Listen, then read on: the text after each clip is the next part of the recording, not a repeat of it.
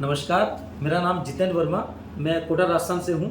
आज हमारे साथ हैं आरुष चौधरी, जो कि युवा जियो साइंटिस्ट हैं। इन्होंने कुछ रिसर्च किए हैं, तो आइए आज इनसे ही जानते हैं कि इन्होंने किस फील्ड में क्या क्या रिसर्च किए हैं। तो आरुष, थोड़ा सा अपने रिसर्च के बारे में आप बताइए। जी सर।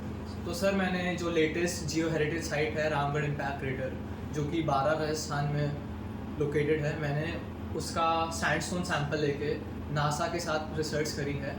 मैंने उस सैंपल को माइक्रोमीटर्स में ग्राइंड करके और उसको कार्बोनिक एसिड में डिज़ोल्व करके उसको नासा के वेलॉप्स फ्लाइट सेंटर में उनको सेंड करा था कुरियर के थ्रू, और फिर वो वहाँ से अपर एटमॉस्फेयर में फ़्लाइट के लिए सिलेक्ट हुआ था।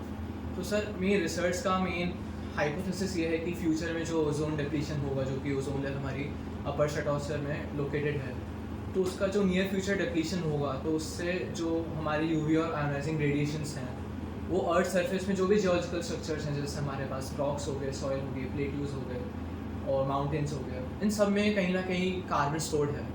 तो सैंडस्टोन मैंने सैंपल इसलिए चूज़ करा क्योंकि ये पूरे अर्थ पर सबसे ज़्यादा अबंडेंटली फाउंड होता है और इसकी कार्बन स्टोरिंग कैपेसिटी सबसे ज़्यादा होती है। तो सर मैंने इसका संदर्भ ये है कि जब इनका इंटरेक्शन होगा, जो कि यूवी और आयोनाइजिंग रेडिएशन है, इनका जो भी जियोलॉजिकल स्ट्रक्चर्स के साथ इंटरेक्शन होगा, तो इससे जो उन स्ट्रक्चर्स की कार्बन स्टोरिंग कैपेसिटी है, उस पर क्या फ़र्क पड़ेगा। तो अगर इसमें दो सिनेरियोज़ हैं कि अगर इनकी कैपेसिटी बढ़ती है तो सर अच्छा काफ़ी पॉजिटिव इम्पैक्ट आएगा इस एनवायरनमेंट पे कि जो भी एक्सेस CO2 है, हमारा कार्बन है, वो इन स्ट्रक्चर्स में एब्जॉर्ब हो जाएगा, और जो भी हमारे मेजर ग्लोबल फिनोमेनास हैं, जो कि इस राइज इन टेम्परेचर, जो कि हमारा ग्लोबल वार्मिंग है, इसकी वजह से हमारा ह्यूमैनिटी फेस कर रही है, जैसे हमारा राइज इन सी लेवल हो गया, ओशन एसिडिफिकेशन, माइग्रेशन और काफ़ी सारे ग्लोबल फिनोमेनास हैं, इन सब पे एक स्टेबलाइजेशन हो जाएगा और ये चीज़ काफ़ी असरदार होगी, इन सब प्रॉब्लम्स को रोकने में कारगर होगी। पर सर यस सर, और सर इसका जो नेगेटिव इम्पैक्ट है कि अगर कार्बन स्टोरिंग कैपेसिटी घट जाती है, तो सर पूरी अर्थ सरफेस पे जो भी जियोलॉजिकल स्ट्रक्चर्स हैं जिनमें कार्बन स्टोर्ड है, इनके अंदर का कार्बन बहुत ही मैसिव स्केल पे रिलीज़ होगा हमारे एटमॉस्फेयर में, और इससे जो कि ग्लोबल फिनोमेना जैसे जिनका मैंने मेंशन करा, जिनका मेन ग्लोबल वार्मिंग है, इसमें काफ़ी बढ़ोतरी होगी और ये ह्यूमन रेस के लिए काफ़ी बड़ा खतरा बन सकता है, और कुछ ही समय में इससे जो हमारा मानव जाति का ह्यूमन रेस का 6 मास एक्सटिंक्शन का कारण बन सकता है। तो आरुष, आपसे हम ये जानना चाहेंगे कि प्रॉब्लम्स तो भी आपने बता दी, तो आपने इसके लिए कुछ सॉल्यूशन भी सोचे हैं, तो वो भी हम जानना चाहेंगे कि क्या सॉल्यूशन इसके माध्यम से हो सकते हैं, या एक पब्लिक का इसमें क्या रोल हो सकता है। सर सोल्यूशन एक्चुअली अभी तो मैं प्रॉब्लम को आइडेंटिफाई करा है, और इसके लिए मैंने जो यूनिवर्सिटीज़ हैं, जैसे सावित्रीबाई फुले यूनिवर्सिटी है जो कि पुणे में है, और जो अन्ना यूनिवर्सिटी चेन्नई में है, वहाँ से मैंने एक टाइप ऑफ ऑथेंटिफिकेशन, एक तरीके से एक लेटर के थ्रू मेरे पास है। तो मेरी रिसर्च इट इज़ लीगल, क्योंकि नासा द्वारा भी सर्टिफाइड है, तो इट इज़ लीगल। तो अभी मैंने प्रॉब्लम फाइंड करी है, इसके ऊपर मैं काम कर रहा हूँ, तो ज़रूर मैं इसका सोल्यूशन भी नियर फ्यूचर निकालूंगा और ये जो प्रॉब्लम है इसको ह्यूमन सिविलाइजेशन से रैडिकेट करूँगा अच्छे से। It means you are completely confident you can solve this problem. Very nice. तो आज के जो आप जैसे ही जो आपके साथी हैं, जो युवा हैं, उनको आप किस तरह से संदेश देना चाहेंगे कि जिस तरह से अभी आप काम कर रहे हैं, आप बहुत अच्छा काम कर रहे हैं, तो उनको आप किस तरह से संदेश देना चाहेंगे कि उनको भी इस तरह की प्रॉब्लम्स को ढूंढने का कुछ मौका मिले, या वो भी कुछ आपके साथ में कुछ आगे करना चाहें। सर देखिए, अब ये तो एक सोशल इशू है, तो अगर मैं अकेला करूँगा उससे कुछ नहीं होगा, इसीलिए तो मैं आपसे क्वेश्चन रेज कर रहा हूँ कि कम्युनिटी को ही आपस में हमें जोड़ के लाना होगा जी। तो सर इसके लिए जैसे मैंने जो यूथ है हमारे यूपी में, बेसिकली यूथ पे ही फोकस करता हूँ जी। तो सर उसके लिए मैंने एक अगेट, जो एस्ट्रो जियो क्लब है अगेट नाम से, मैं उसके जो रॉकी हेरल्ड मैगजीन है उसका मैं एडिटर हूँ जी। तो सर उसमें जो भी सर हम मतलब जो जियोलॉजिकल स्ट्रक्चर्स हैं, जो भी फिनोमेनाज हैं, हम उसको एक्सप्लेन करते हैं। तो उससे हम यूथ पे एक मैगजीन जारी करते हैं रॉकी हेरल्ड नाम से, उसमें मैं अपना जो भी एक सेक्शन है मेरा, उसमें मैं अपनी चीज़ें डालता हूँ, अपना डेटा देता हूँ। Yes sir. तो उसके ज़रिए मैं यूथ को जो भी बोल सकता हूँ कि ये सब फिनोमेनाज हैं, इसके थ्रू हम क्या क्या कर सकते हैं, उन सब के तरीके से एजुकेट करता हूँ। तो कुछ शॉर्ट में अगर आप बता सकें कि जिसे मैसेज दे सकूँ। हाँ, किस तरह से मतलब आप उनको एजुकेट करते हैं सर जैसे 1-2 पॉइंट कोई भी अगर आप बोलना चाहें तो। सर एजुकेट तो मतलब यही रहेगा कि धरती हमारी ही है, अगर हमें इस पे रहना है, हमें आगे हमारा फ्यूचर देखना है, तो हमें ही काम करना होगा। बहुत अच्छी बात है। इसको बिगाड़ा भी हमने ही है, इसको संवारना भी हमें ही पड़ेगा। बहुत अच्छी बात है, आपके बहुत अच्छे विचार हैं। तो हम ये भी जानना चाहेंगे कि इस रिसर्च के संदर्भ में आपने क्या क्या अवार्ड्स अभी तक प्राप्त किए हैं। तो सर एक्चुअली मैं जो मेरा सब्जेक्ट है geo science earth science, sir इसकी तरफ मेरा इंक्लिनेशन तब हुआ था जब मैंने 10th क्लास में इंटरनेशनल अर्थ साइंस ओलंपियाड, जो कि 15th ओलंपियाड था, वो सर 2022 में इटली में आयोजित हुआ था वर्चुअल मोड में। तो सर मैंने उसमें इंडिया को रिप्रेजेंट करा था, हम 8 बच्चों की टीम थी और मैंने इंडिया के लिए 2 गोल्ड मेडल जीते थे। Very nice. सर इस ओलंपियाड के दौरान भी मैंने एक रिसर्च करी थी, हम इंडिया के ही 4 बच्चों ने।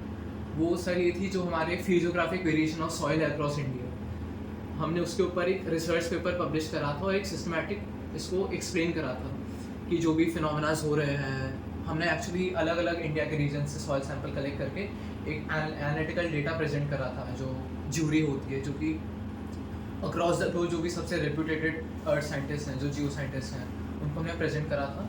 तो इसके संदर्भ में हमें गोल्ड मेडल मिला था। Very nice. तो आपने अभी इस संदर्भ में किन किन से अवार्ड्स आपने प्राप्त किए और किन किन लोगों ने आपको सम्मानित किया, थोड़ा सा हम वो भी जानना चाहेंगे।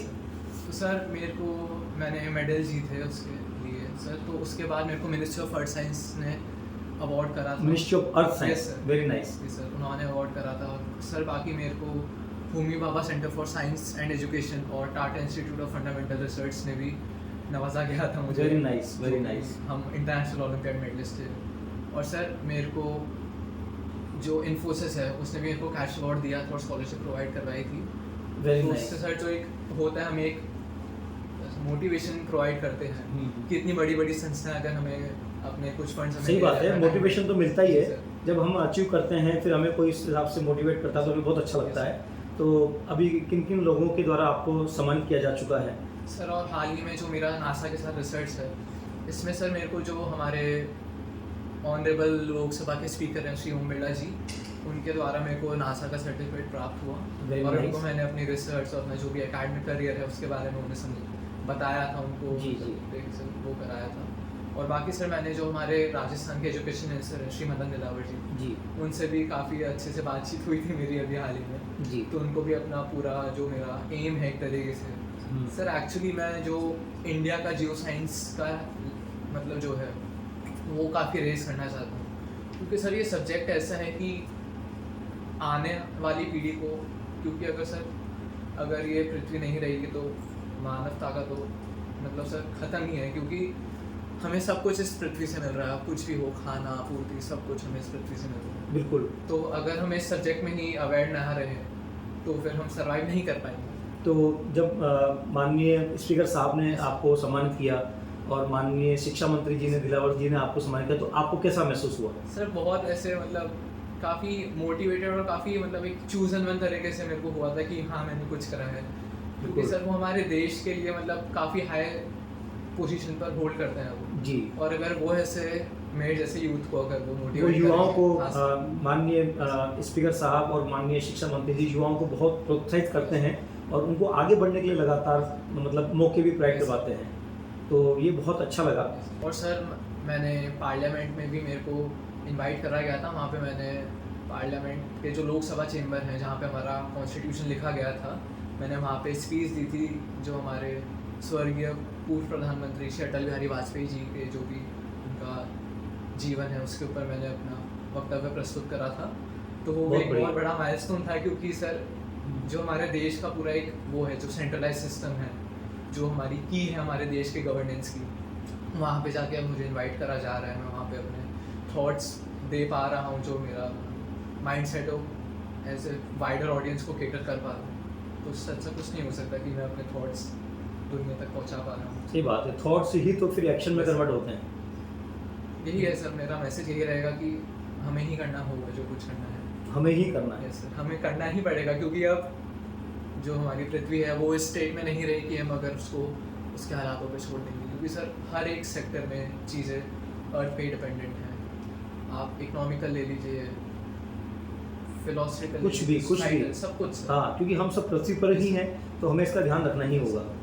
तो भविष्य के लिए आपको बहुत बहुत हार्दिक शुभकामनाएं, बेस्ट ऑफ लक।